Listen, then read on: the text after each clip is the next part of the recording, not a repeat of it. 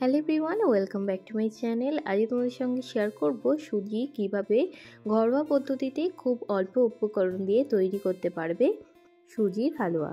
চলো তাহলে শুরু করা যাক রেসিপিটা। তার জন্য আমরা এখানে বেশ খানিকটা সুজি নিয়ে নিয়েছি।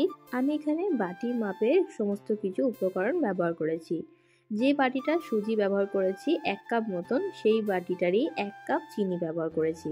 সবার প্রথমে যেটা করতে হবে সেটা হলো ভালো করে সুজিটাকে লাল লাল করে ভেজে নিতে হবে, যেন পোড়া পোড়া না হয়ে যায়।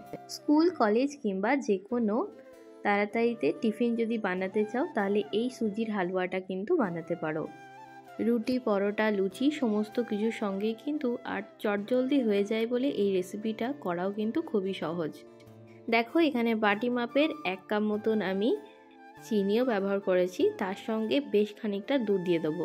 এখানে আমি 2 বাটি মতন দুধ দিয়েছি, যাতে সুজিটা ভালোভাবে ডুবে যায় দুধের মধ্যে। দেখো এবারে নাড়াচাড়া করে সামান্য পরিমাণে জল দিয়ে আস্তে ধীরে ফুটিয়ে নিলেই রেডি হয়ে যাবে এই সুজির হালুয়াটা।